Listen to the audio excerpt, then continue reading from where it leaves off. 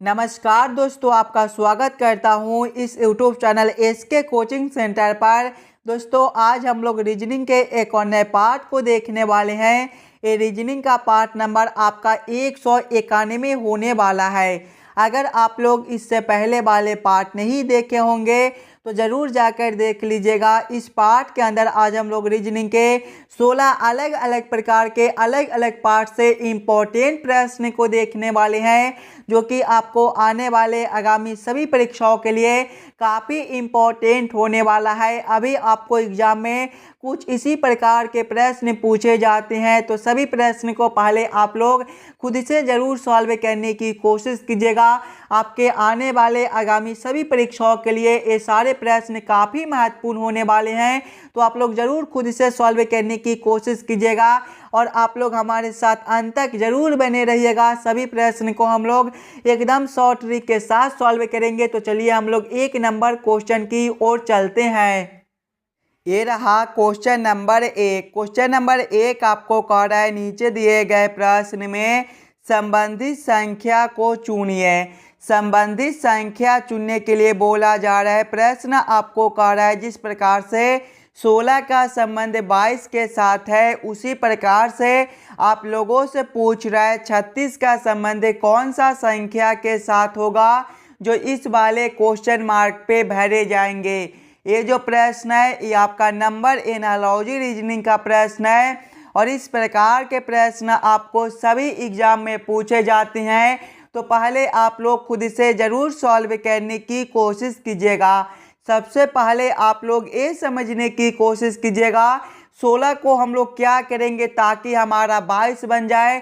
16 से 22 हम लोग किस प्रकार से ला सकते हैं, उसी प्रकार से हम लोग सोचेंगे 36 से हमारा कौन सा संख्या बनेगा जो इस वाले क्वेश्चन मार्क पे भरे जाएंगे। अगर आप लोग ध्यान से देखिएगा 16 को, तो 16 आपका क्या है, ये आपका 4 का स्क्वायर जो है वो आपका 16 होता है और यहाँ पर आपका 22 लिखा हुआ है।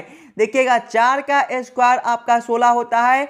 अगर हम लोग 4 + 2 करते हैं तो ये आपका 6 बनता है और 16 + 6 जो है ये आपका 22 होता है। उसी प्रकार से 36 को देखिएगा तो 36 जो है ये आपका 6 का स्क्वायर जो है वो आपका 36 होता है। यहाँ पर देखिए संख्या 4 का स्क्वायर था तो +4 + 2 किए थे। उसी प्रकार से संख्या 6 है तो 6 + 2 करेंगे। 6 + 2 जो है ये आपका 8 होता है। जब हम लोग 36 + 8 करेंगे तो ये आपका 44 हो जाएगा। 44 आपका ऑप्शन नंबर बी में दिया गया है, जो कि आपका सही उत्तर बनता है। इस वाले क्वेश्चन मार्क पे आपका 44 भरा जाएगा। क्लियर है। चलिए अगले प्रश्न की ओर हम लोग चलेंगे, क्वेश्चन नंबर 2 की ओर। ये रहा क्वेश्चन नंबर 2। क्वेश्चन नंबर 2 आपको कह रहा है नीचे दिए गए प्रश्न में लुप्त संख्या ज्ञात करें। इस बार आपको मिसिंग नंबर से रिलेटेड प्रश्न दिया गया है। यहाँ पर आपका क्वेश्चन मार्क है। इस वाले क्वेश्चन मार्क पे आपका कौन सा संख्या भरा जाएगा ये आप लोगों से पूछ रहा है। ये भी प्रश्न आपके आने वाले आगामी सभी परीक्षाओं के लिए काफ़ी इम्पोर्टेंट प्रश्न है। तो पहले आप लोग वीडियो को रोककर खुद से ज़रूर सॉल्व करने की कोशिश कीजिएगा। जब भी आपको मिसिंग नंबर से रिलेटेड प्रश्न देखने को मिले तो सबसे पहले आप लोग क्वेश्चन के पैटर्न को समझने की कोशिश कीजिएगा। अगर आप लोग ध्यान से देखिएगा प्रश्न को तो नीचे की ओर देखिए आपका बड़ा बड़ा संख्या दिया गया है। 168 है, 144 है और 120 दिया गया है। जब भी आपको इस प्रकार के मिसिंग नंबर से रिलेटेड प्रश्न देखने को मिले तो ऐसे प्रश्न को सबसे पहले आप लोग इस लाइन से सॉल्व करने की कोशिश कीजिएगा। सबसे पहले आप लोग ये समझने की कोशिश कीजिएगा 7, 8 और 3 से 168 किस प्रकार से लिखा हुआ है। 7, 8 और 3 से हम लोग 168 किस प्रकार से ला सकते हैं। सभी बच्चे अपना दिमाग लगाइएगा। ये तीनों संख्याओं से हम लोग 168 किस प्रकार से ला सकते हैं। अगर हम लोग सबसे पहले ये तीनों संख्याओं को आपस में गुना कर ले, यानी कि पहला संख्या 7 है तो गुना करेंगे, दूसरा संख्या 8 है तो गुना करेंगे, फिर तीसरा संख्या आपका 3 है तो इसे भी गुना कर लेंगे। 7 गुना 8 जो है ये आपका 56 होता है, और 56 गुना 3 जो है ये आपका 168 होता है। देखिएगा नीचे वाला संख्या आपका 168 दिया गया है, वही सेम हम लोग आगे करेंगे। फिर से ये तीनों संख्याओं को आपस में गुना कर लेंगे। पहला संख्या आपका 6 है, दूसरा संख्या भी आपका 6 ही दिया गया है, और तीसरा संख्या आपका 4 दिया गया है। अब जब हम लोग ये तीनों संख्याओं को आपस में गुना करेंगे तो देखिएगा 6 गुना 6 आपका 36 हो जाएगा, और 36 गुना 4 जो है ये आपका 144 हो जाएगा। ध्यान से देखिएगा तो नीचे वाला संख्या आपका 144 दिया गया है, यानी कि इसी प्रकार से इस वाले प्रश्न को हम लोग सॉल्व कर सकते हैं। वही सेम हम लोग इस वाले लाइन में भी करेंगे। अगर इस वाले लाइन में अगर आप लोग ध्यान से देखिएगा तो पहला संख्या आपका 6 है, दूसरा संख्या आपका क्वेश्चन मार्क है, और तीसरा संख्या 5 दिया गया है, और नीचे वाला जो संख्या है वो आपका 120 दिया गया है। इसमें आपका 2 ही संख्या दिया गया है, तो सबसे पहले हम लोग ये दोनों संख्याओं को आपस में गुना करेंगे। देखिएगा जब 6 गुना 5 करेंगे तो आपका कितना हो जाएगा, 30 हो जाएगा। सभी में देखिएगा तो तीनों संख्याओं को आपस में गुना करने पर नीचे वाला संख्या प्राप्त होता है, यानी कि जब हम लोग 30 में कौन से संख्या से गुना कर दे ताकि हमारा 120 बन जाए। अगर हम लोग 30 गुना 4 करते हैं तो ये आपका 120 बनता है, यानी कि बीच वाला जो संख्या है वो आपका 4 बनेगा। 4 आपका ऑप्शन नंबर डी में दिया गया है, जो कि आपका सही उत्तर हो जाएगा। दोस्तों देखिएगा 6 गुना 4 आपका 24 होता है, और 24 गुना 5 जो है वो आपका 120 बनता है। 120 आपका नीचे दिया गया है। क्लियर है? चलिए अगले प्रश्न की ओर हम लोग चलेंगे, क्वेश्चन नंबर 3 की ओर। ये रहा क्वेश्चन नंबर 3। क्वेश्चन नंबर 3 आपको कह रहा है नीचे दिए गए श्रृंखला को पूरा करें। इस बार आपको श्रृंखला सीरीज से रिलेटेड प्रश्न दिया गया है। एक श्रृंखला सीरीज दिया हुआ है और यहाँ पर क्वेश्चन मार्क है। इस वाले क्वेश्चन मार्क पे आपका कौन सा संख्या भरा जाएगा ये आप लोगों से पूछ रहा है।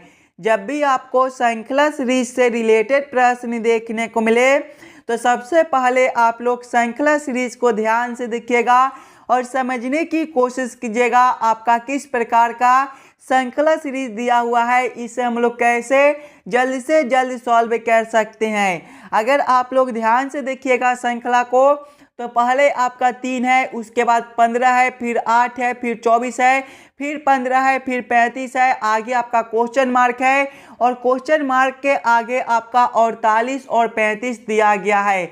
ये जो श्रृंखला है ये आपका ऊपर नीचे हो रहा है। जब भी आपको इस प्रकार के श्रृंखला देखने को मिले तो सबसे पहले आप लोग करीब वाले संख्या को देखिएगा, ध्यान से देखिएगा। तो 3 के करीब आपका 8 है, यानी कि जब हम लोग 3 से एक संख्या छोड़कर देखेंगे 8 को तो यहाँ पर आपका +5 बनता है। आगे देखिएगा 8 से एक संख्या छोड़कर तो आपका 15 है, यहाँ पर आपका +7 बनता है। 15 से एक संख्या छोड़कर देखिएगा तो आपका क्वेश्चन मार्क है। ध्यान से देखिएगा +5 है, +7 है, यानी कि 2 बढ़ा दिया गया है, यानी कि अगला अंतर जो है वो आपका 7 + 2 9 का हो जाएगा।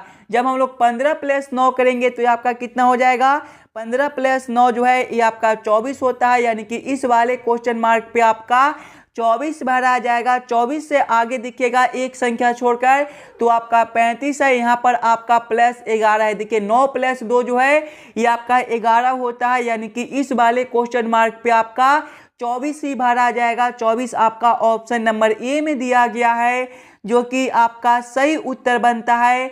चलिए अगले प्रश्न की ओर हम लोग चलेंगे, क्वेश्चन नंबर 4 की ओर। ये रहा क्वेश्चन नंबर 4। क्वेश्चन नंबर 4 आपको कह रहा है नीचे दिए गए प्रश्न आकृति को पूरा करें। यहाँ पर आपका एक प्रश्न आकृति दिया हुआ है। कुछ इस प्रकार का आपका प्रश्न आकृति है और प्रश्न आप लोगों से पूछ रहा है इस वाले प्रश्न आकृति को कौन सा उत्तर आकृति पूरा करेगा। जब भी आपको इस प्रकार के प्रश्न देखने को मिले तो सबसे पहले आप लोग प्रश्न आकृति को ध्यान से देखिएगा। ध्यान से देखिएगा तो सबसे पहले आपका एक लाइन इस प्रकार से दिया गया है, उसके बाद आपका एक लाइन इस प्रकार से दिया गया है, उसके बाद देखिएगा तो बीच में आपका गोला कुछ इस प्रकार से दिया गया है और यहाँ पर आपका खाली स्थान है, यानी कि इस वाले खाली स्थान पर जो है वो आपका कुछ इस प्रकार से गोला जो है वो पूरा हो जाएगा। उसके बाद देखिएगा तो सभी खंड में आपका कुछ इस प्रकार का एक आकृति बना हुआ है, सभी खंड में जो है ये आपका कुछ इस प्रकार का आकृति बना हुआ है, यानी कि इस वाले खंड में भी दोस्तों आपके कुछ इस प्रकार के आकृति बनेंगे। आगे देखिएगा तो ये दोनों आकृति के बीच आपका जो है एक छोटा सा बिंदु दिया गया है, जबकि इस वाले आकृति में देखिएगा तो आकृति के बाहर ऊपर आपका एक बिंदु दिया गया है, यानी कि इसके सामने वाले भी आकृति में ऊपर ही बिंदु हो जाएगा। इस प्रकार का उत्तर आकृति देखिएगा आपका कौन सा ऑप्शन में दिया गया है। इस प्रकार का उत्तर आकृति आपका ऑप्शन नंबर ए में दिया गया है, जो कि आपका सही उत्तर बनता है। ये जो उत्तर आकृति है ये आपका इस वाले प्रश्न आकृति को पूरा कर देगा। क्वेश्चन नंबर 4 का आपका ऑप्शन नंबर ए जो है सही उत्तर बनता है। चलिए अगले प्रश्न की ओर हम लोग चलेंगे, क्वेश्चन नंबर 5 की ओर। ये रहा क्वेश्चन नंबर 5। क्वेश्चन नंबर 5 जो है ये आपका वेन आरेख वेन डायग्राम से रिलेटेड प्रश्न है। लाल पीला और कार का किस प्रकार से वेन आरेख वेन डायग्राम बनेगा, ये आप लोगों से पूछ रहा है। सबसे पहले आप लोग ये समझने की कोशिश कीजिएगा लाल पीला और कार में कौन शब्द किसके साथ संबंधित है, किसके अंदर हम लोग किसको रख सकते हैं। अगर आप लोग ध्यान से देखिएगा तो पहले आपका लाल है, उसके बाद पीला है, उसके बाद कार दिया गया है। कुछ कार जो है वो आपके पीले रंग के भी हो सकते हैं और कुछ कार जो है वो आपके लाल रंग के भी हो सकते हैं, यानी कि सबसे पहले हम लोग कार के लिए एक गोला बना लेंगे। कुछ कार जो है वो आपके पीले रंग के भी हो सकते हैं, लेकिन सभी कार आपके पीले रंग के नहीं होते हैं, यानी कि इसको हम लोग इस प्रकार से रखेंगे। उसी प्रकार से कुछ कार जो है वो आपके लाल रंग के भी हो सकते हैं, लेकिन सभी कार आपके लाल रंग के नहीं हो सकते हैं, यानी कि इसको भी हम लोग इस प्रकार से रखेंगे। इस प्रकार का उत्तर आकृति आपका कौन सा ऑप्शन में दिया गया है। इस प्रकार का उत्तर आकृति आपका ऑप्शन नंबर डी में दिया गया है, जो कि आपका सही उत्तर बनता है। चलिए अगले प्रश्न की ओर हम लोग चलेंगे, क्वेश्चन नंबर 6 की ओर। ये रहा क्वेश्चन नंबर 6। क्वेश्चन नंबर 6 जो है ये आपका कथन और निष्कर्ष से रिलेटेड प्रश्न है। कुछ इस प्रकार के भी प्रश्न आपको बार बार सभी एग्जाम में पूछे जाते हैं। इस वाले पार्ट में आपको जितने भी प्रश्न कराए जाएंगे वो सारे प्रश्न आपको आने वाले आगामी सभी परीक्षाओं के लिए काफ़ी महत्वपूर्ण होने वाला है। तो सभी प्रश्न को पहले आप लोग खुद से ज़रूर सॉल्व करने की कोशिश कीजिएगा। जब भी आपको इस प्रकार के कथन और निष्कर्ष से रिलेटेड प्रश्न देखने को मिले तो सबसे पहले आप लोग कथन को ध्यान से पढ़िएगा और उस कथन को आप लोग वेन आरेख वेन डायग्राम पर सेट कर लीजिएगा, ताकि प्रश्न को सॉल्व करने और समझने में आपको आसानी हो। देखिए कथन पहले आपको कर रहा है कुछ शिक्षक विद्यार्थी हैं। कुछ शिक्षक क्या है, विद्यार्थी है। इसका वेन आरेख वेन डायग्राम आपका किस प्रकार से बनेगा, ये जो है ये आपका शिक्षक हो जाएगा और कुछ शिक्षक क्या है, विद्यार्थी है, यानी कि ये जो है ये आपके विद्यार्थी हो जाएंगे। यहाँ पर आप लोग नाम भी लिख लीजिएगा। ये आपका क्या है, ये जो है ये आपका शिक्षक के लिए आकृति दिया गया है। देखिएगा ये जो है ये आपका शिक्षक के लिए आकृति दिया गया है, ये आपका शिक्षक हो जाएगा। और ये आपका क्या है, ये जो है ये आपका विद्यार्थी के लिए दिया गया है। यहाँ पर आप लोग विद्यार्थी भी लिख लीजिएगा ताकि आपको समझने में कोई दिक्कत ना हो। आगे कथन को पढ़िएगा। आगे कथन आपको कर रहा है सभी विद्यार्थी लड़कियां है। सभी विद्यार्थी लड़कियां है। इसका वेन आरेख वेन डायग्राम आपका किस प्रकार से बनेगा, सभी विद्यार्थी क्या है, लड़कियां है, यानी कि लड़कियां के अंदर जो है वो आपका विद्यार्थी हो जाएगा। ये जो आकृति है ये आपका लड़कियां के लिए हो जाएगा। यहाँ पर आप लोग लड़कियां भी लिख लीजिएगा ताकि आपको समझने में कोई दिक्कत ना हो। अब आप लोग इस वाले वेन आरेख वेन डायग्राम के आधार पर निष्कर्ष को सही या फिर गलत कीजिएगा। देखिए निष्कर्ष एक आपको कह रहा है सभी शिक्षक लड़कियां है। ध्यान से देखिएगा तो शिक्षक के लिए वेन आरेख आपका यहाँ पर है और लड़कियां के लिए आपका वेन आरेख यहाँ पर है। ये दोनों आपके आपस में कुछ जुड़े हुए हैं, यानी कि सभी शिक्षक लड़कियां नहीं हो सकते हैं। कुछ शिक्षक आपके लड़कियां हो सकते हैं लेकिन सभी शिक्षक लड़कियां नहीं हो सकते हैं। ये निष्कर्ष आपका गलत बनता है। निष्कर्ष 2 को देखिएगा तो निष्कर्ष 2 आपको कह रहा है कुछ लड़कियां शिक्षक है। ध्यान से देखिएगा तो शिक्षक आपका यहाँ पर है और लड़कियां आपका यहाँ पर है। ये दोनों आपके आपस में कुछ जुड़े हुए हैं, यानी कि कुछ लड़कियां शिक्षक हो सकती हैं। ये निष्कर्ष आपका सही बनता है। निष्कर्ष 3 को देखिएगा तो कुछ लड़कियां विद्यार्थी है। ध्यान से देखिएगा तो लड़कियां आपका यहाँ पर है और विद्यार्थी आपका यहाँ पर दिया गया है। लड़कियां के अंदर ही आपका विद्यार्थी दिया गया है, यानी कि कुछ लड़कियां विद्यार्थियां भी हो सकती है, कुछ लड़कियां जो है वो विद्यार्थी भी हो सकती है, यानी कि ये भी निष्कर्ष आपका सही बनता है। निष्कर्ष 4 को देखिएगा तो सभी विद्यार्थी शिक्षक है। ध्यान से देखिएगा तो विद्यार्थी आपका यहाँ पर है और शिक्षक आपका यहाँ पर है। ये दोनों भी आपस में कुछ जुड़े हुए हैं, यानी कि कुछ विद्यार्थी आपके शिक्षक हो सकते हैं लेकिन सभी विद्यार्थी शिक्षक नहीं हो सकते हैं। ये निष्कर्ष आपका गलत बनता है।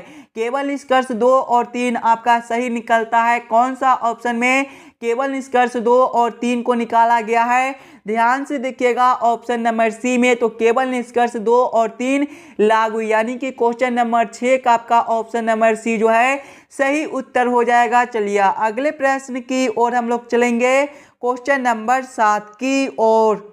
ये रहा क्वेश्चन नंबर 7। क्वेश्चन नंबर 7 आपको कह रहा है मनी कॉलेज से चलकर 3 किलोमीटर पूरब की ओर जाता है, फिर दाएं मुड़कर 2 किलोमीटर चलता है, फिर से दाएं मुड़कर चलता है। अब उसका मुख किस दिशा में होगा?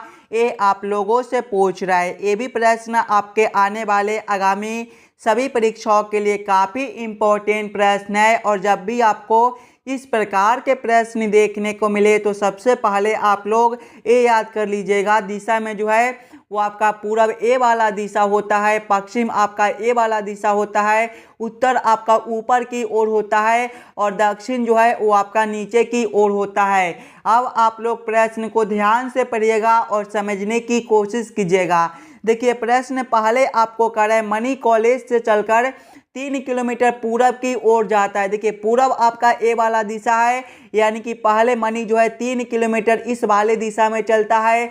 आगे प्रश्न को पढ़िएगा, फिर दाएं मुड़कर 2 किलोमीटर चलता है। जब यहाँ से वह दाएं ओर मुड़ेगा तो इसका दिशा जो है ए वाला हो जाएगा, यानी कि इस वाले दिशा में मनी जो है 2 किलोमीटर चलता है। आगे प्रश्न को पढ़िएगा, फिर से दाएं मुड़कर चलता है। जब यहाँ से वह दाएं ओर मुड़ेगा तो इसका दिशा जो है ए वाला दिशा हो जाएगा। आगे प्रश्न को पढ़िएगा, अब उसका मुख किस दिशा में? देखिएगा इस वाला दिशा आपका कौन सा दिशा है? ए वाला दिशा जो है वो आपका पश्चिम दिशा है, यानी कि मनी का मुख अब पश्चिम दिशा में है। पश्चिम आपका ऑप्शन नंबर सी में दिया गया है जो कि आपका सही उत्तर बनता है। चलिए अगले प्रश्न की ओर हम लोग चलेंगे, क्वेश्चन नंबर 8 की ओर। ये रहा क्वेश्चन नंबर 8। क्वेश्चन नंबर 8 आपको कह रहा है किसी सांकेतिक भाषा में मंकी को XDJMNL की तरह लिखा जाए तो टाइगर को उसी संकेत भाषा में कैसे लिखा जाएगा? ये आप लोगों से पूछ रहा है। ये जो प्रश्न है ये आपका कोडिंग डिकोडिंग से रिलेटेड प्रश्न है और जब भी आपको इस प्रकार के कोडिंग डिकोडिंग से रिलेटेड प्रश्न देखने को मिले तो सबसे पहले आप लोग ये समझने की कोशिश कीजिएगा मंकी से आपका XDJMNL किस प्रकार से लिखा हुआ है, उसी प्रकार से आप लोग सोचेगा टाइगर से आपका क्या कोड बनेगा। अगर आप लोग ध्यान से देखिएगा मंकी को, तो मंकी जो है ये आपका MONKEY से मिलकर बनता है और इसका कोड देखिएगा तो इसका कोड जो है वो आपका XDJMNL दिया गया है। एकदम आसान सा प्रश्न है। अगर आप लोग थोड़ा सा दिमाग लगाइएगा तो इस वाले प्रश्न को आप लोग एकदम आसानी के साथ सॉल्व कर पाइएगा। अगर आप लोग ध्यान से देखिएगा मंकी के लास्ट वाले अक्षर को तो आपका Y है और इसका कोड फर्स्ट वाले अक्षर दिखेगा, कोड का फर्स्ट वाला अक्षर तो आपका X है। यहाँ पर आपका -1 कर दिया गया है। उसी प्रकार से आगे देखिएगा तो ई से आपका डी है, फिर -1 है। के से आपका देखिएगा तो जे है, यहाँ पर भी आपका -1 है। आगे देखिएगा एन से आपका एम है, -1 है। ओ से आपका एन है, -1 है। और एम से आपका एल है, -1 है। उसी प्रकार से टाइगर को देखिएगा तो टाइगर जो है ये आपका TIGER से मिलकर बनता है। इसके भी हम लोग लास्ट वाले अक्षर में सबसे पहले -1 करेंगे। आर आपका 18वें पर होता है, 18 -1 आपका 17 और 17वें पर आपका क्यू होता है। आगे देखिएगा ई है, ई -1 करेंगे, ई आपका 5वें पर होता है, 5 -1 आपका 4 और चौथे पर आपका डी होता है। आगे देखिएगा जी है, जी आपका 7वें पर होता है, 7 -1 आपका 6 और छठे पर आपका एफ होता है। आगे देखिएगा आपका आई है, आई आपका 9वें पर होता है, 9 -1 आपका 8 और 8वें पर आपका एच होता है। आगे देखिएगा टी है, टी जो है ये आपका 20वें पर होता है, 20 -1 आपका 19 और 19वें पर आपका एस होता है। कौन सा ऑप्शन में आपका QDFHS दिया गया है? QDFHS आपका ऑप्शन नंबर बी में दिया गया है, जो कि आपका सही उत्तर बनता है। चलिए अगले प्रश्न की ओर हम लोग चलेंगे, क्वेश्चन नंबर 9 की ओर। ये रहा क्वेश्चन नंबर 9। क्वेश्चन नंबर 9 आपको कह रहा है नीचे दिए गए निम्नलिखित शब्दों का सही क्रम बताएं। वर्षा, बाष्पन, जल, संघनन और बादल का किस प्रकार से सही क्रम बनता है, ये आप लोगों से पूछ रहे हैं। सबसे पहले आप लोग सभी शब्दों को ध्यान से देखिएगा और समझने की कोशिश कीजिएगा, ये सभी शब्दों का आपका किस प्रकार से सही क्रम बनेगा।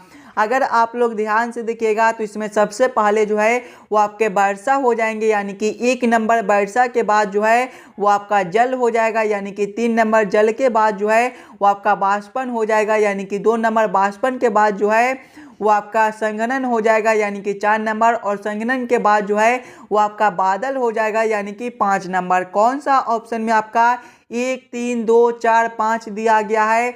1 3 2 4 5 आपका ऑप्शन नंबर ए में दिया गया है, जो कि आपका सही उत्तर बनता है। ये सभी शब्दों का जो सही क्रम है वो आपका ऑप्शन नंबर ए में दिया गया है। क्लियर है? सभी प्रश्न काफ़ी इम्पोर्टेंट प्रश्न है। कुछ इसी प्रकार के प्रश्न आपको अभी सभी एग्जाम में पूछे जाते हैं, तो सभी प्रश्न को पहले आप लोग खुद से जरूर सॉल्व करने की कोशिश कीजिएगा। चलिए अगले प्रश्न की ओर हम लोग चलेंगे, क्वेश्चन नंबर 10 की ओर। ये रहा क्वेश्चन नंबर 10। क्वेश्चन नंबर 10 आपको कह रहा है नीचे दिए गए प्रश्न में संबंधित अक्षरों को चुनिए। इस बार आपको संबंधित अक्षर चुनने के लिए बोला जा रहा है।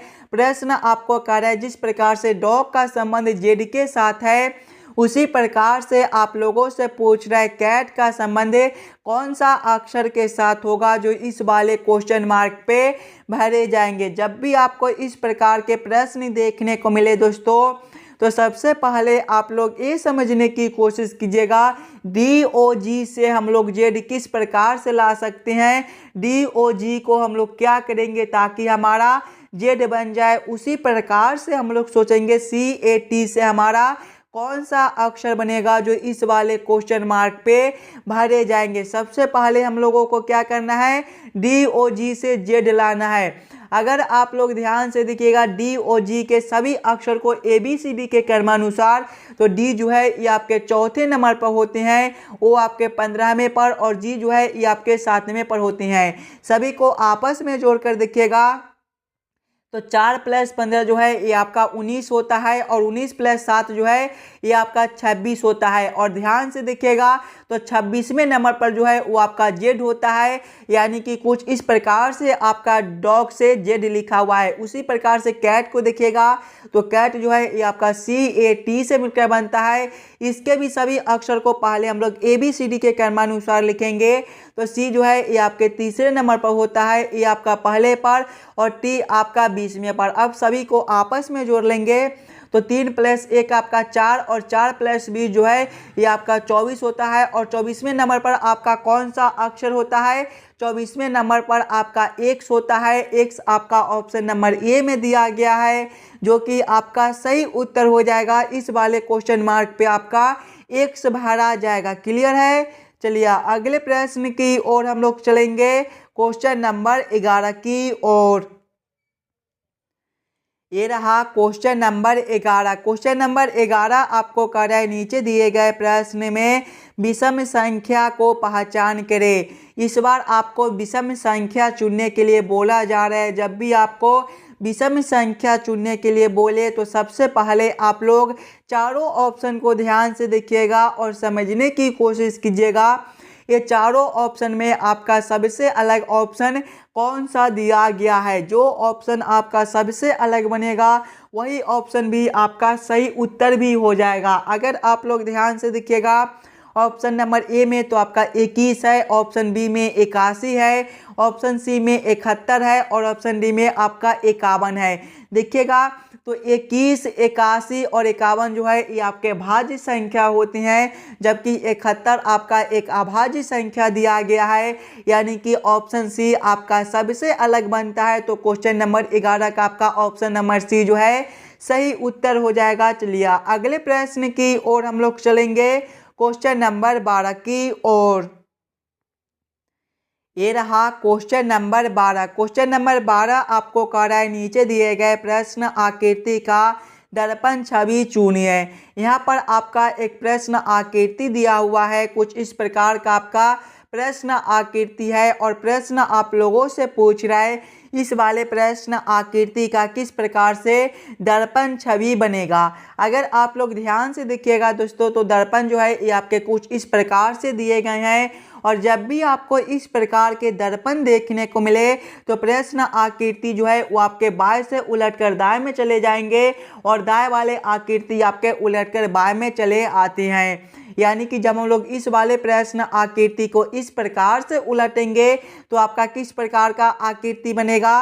सबसे पहला जो आपका ए वाला खंड दिया गया है ये आपका उलटने के बाद भी दोस्तों कुछ इसी प्रकार से बनेगा और ये जो खंड आपका कुछ इस प्रकार से दिया गया है ये भी आपका उलटने के बाद कुछ इसी प्रकार से बनेगा। आगे देखिएगा तो ये जो आपका दो इस प्रकार से दिया गया है ना, ये बीच वाला आकृति ये आपका उलटने के बाद अब कुछ इस प्रकार से आपको दिखाई देगा और ये जो आपका 3 यहाँ पर दिया गया है ये आपका उलटकर अब यहाँ पर हो जाएगा और ये जो है ये आपके कुछ इस प्रकार से आपको दिखाई देंगे और ये जो 5 आपके इस वाले खंड में है ये आपके उलटकर अब इस वाले खंड में हो जाएंगे और ये जो है ये आपके कुछ इस प्रकार से दिखाई देंगे। इस प्रकार का उत्तर आकृति आपका कौन सा ऑप्शन में दिया गया है। इस प्रकार का उत्तर आकृति आपका ऑप्शन नंबर ए में दिया गया है, जो कि आपका सही उत्तर बनता है। इस वाले प्रश्न आकृति का सही दर्पण छवि आपका ऑप्शन नंबर ए में दिया गया है। क्लियर है। चलिए अगले प्रश्न की ओर हम लोग चलेंगे, क्वेश्चन नंबर 13 की ओर।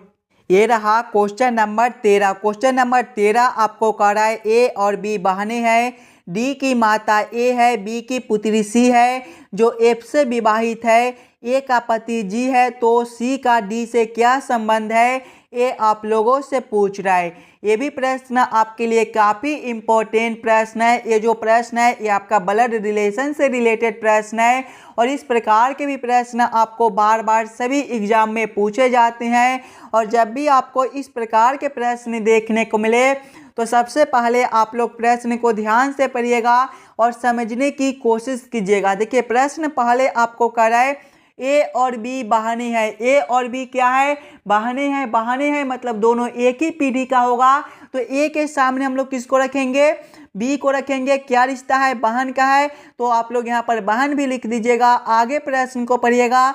आगे प्रश्न आपको कह रहा है डी की माता ए है। डी की माता कौन है, ए है, माता है मतलब कि एक पीढ़ी ऊपर का होगा, तो डी से ऊपर हम लोग किसको रखेंगे, ए को रखेंगे, यानी कि डी जो है वो ए से नीचे हो जाएगा। क्या रिश्ता है यहाँ पर, माता का है, तो आप लोग यहाँ पर माता लिख दीजिएगा। आगे प्रश्न को पढ़िएगा।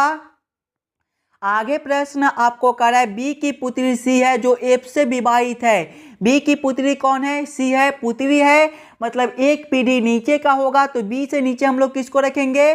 सी को रखेंगे। और क्या रिश्ता है? पुत्री का है, तो आप लोग यहाँ पर पुत्री भी लिख दीजिएगा। और बी की पुत्री सी है जो एफ से विवाहित है। सी जो है एफ से विवाहित है, मतलब दोनों एक ही पीढ़ी का होगा।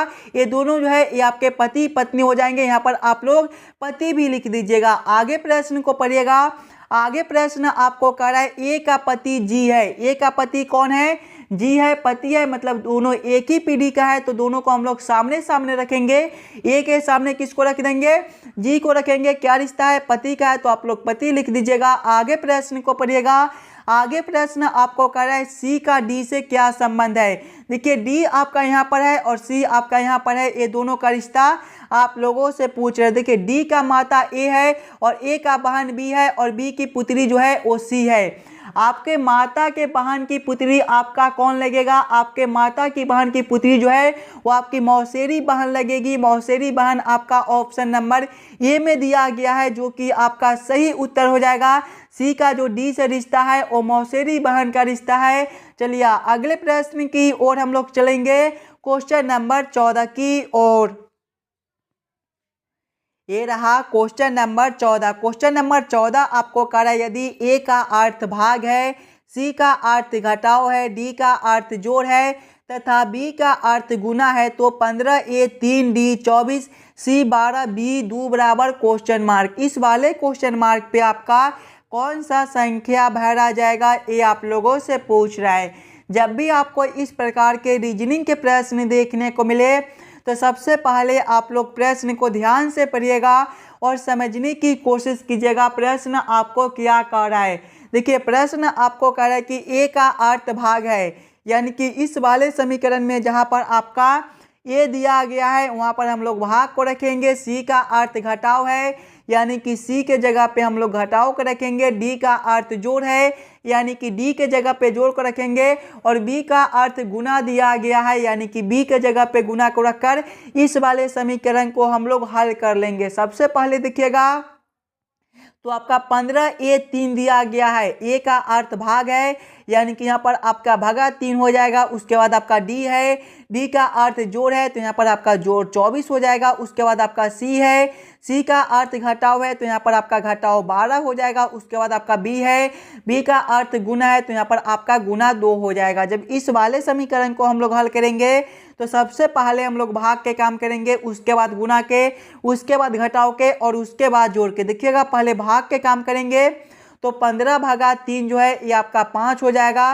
5 जोड़ करेंगे, 24 घटाव करेंगे, 12 गुना 2 जो है ये भी आपके 24 हो जाएंगे। देखिएगा 5 जोड़ करेंगे, 24 घटाव 24 आपका 0 होता है। 5 जोड़ 0 आपका 5 ही बनेगा। 5 आपका ऑप्शन नंबर ए में दिया गया है, जो कि आपका सही उत्तर हो जाएगा। इस वाले क्वेश्चन मार्क पे आपका 5 भरा जाएगा। क्लियर है? चलिए अगले प्रश्न की ओर हम लोग चलेंगे, क्वेश्चन नंबर 15 की ओर। ये रहा क्वेश्चन नंबर 15। क्वेश्चन नंबर 15 आपको कह रहा है नीचे दिए गए प्रश्न में संबंधित शब्द को चुनिए। इस बार आपको संबंधित शब्द चुनने के लिए बोला जा रहा है। प्रश्न आपको कह रहा है जिस प्रकार से शिक्षक का संबंध विद्यालय के साथ है, उसी प्रकार से आप लोगों से पूछा जा रहा है चिकित्सक का संबंध कौन सा शब्द के साथ होगा, जो इस वाले क्वेश्चन मार्क पे भरे जाएंगे। सबसे पहले आप लोग यहाँ पर ये समझने की कोशिश कीजिएगा शिक्षक से विद्यालय आपका किस प्रकार से संबंधित है। शिक्षक से विद्यालय आपका किस प्रकार से लिखा हुआ है, उसी प्रकार से आप लोग सोचेगा चिकित्सक से आपका कौन सा शब्द बनेगा, जो इस वाले क्वेश्चन मार्क पे भरे जाएंगे। अगर आप लोग ध्यान से देखिएगा तो शिक्षक जिस प्रकार से विद्यालय में रहती हैं, उसी प्रकार से चिकित्सक जो है वो आपके चिकित्सालय में रहते हैं, यानी कि इस वाले क्वेश्चन मार्क पे आपका चिकित्सालय भरा जाएगा। क्वेश्चन नंबर 15 का आपका ऑप्शन नंबर बी में चिकित्सालय दिया गया है, यानी कि क्वेश्चन नंबर 15 का आपका ऑप्शन नंबर बी जो है सही उत्तर बनता है। चलिए अगले प्रश्न की ओर हम लोग चलेंगे, क्वेश्चन नंबर 16 की ओर। ये रहा क्वेश्चन नंबर 16। ये जो प्रश्न है ये आपका अक्षर श्रृंखला से रिलेटेड प्रश्न दिया गया है। एक अक्षर श्रृंखला दिया हुआ है और यहाँ पर क्वेश्चन मार्क है इस वाले क्वेश्चन मार्क पे आपका कौन सा अक्षर भरा जाएगा, ये आप लोगों से पूछ रहा है। इस प्रकार के प्रश्न आपको सभी पार्ट में कराए जाते थे, तो इस वाले प्रश्न को आप लोग खुद से सॉल्व कीजिएगा। ये जो प्रश्न है ये आपके होमवर्क के तौर पे छोड़े जाते हैं, सभी बच्चे खुद से ज़रूर सॉल्व करने की कोशिश कीजिएगा। और आप लोग हमें ज़रूर कमेंट करके बताइएगा कि आज के 16 प्रश्न में से आप लोग कितने प्रश्न को खुद से सॉल्व किए हो।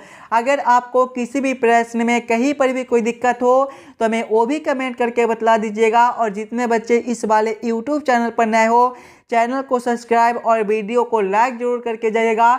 और वीडियो को ज़्यादा से ज़्यादा अपने दोस्तों के साथ भी शेयर कीजिएगा ताकि और बच्चे तक पहुँच सके। चलिए हम लोग मिलते हैं आपसे अगले वीडियो में। धन्यवाद।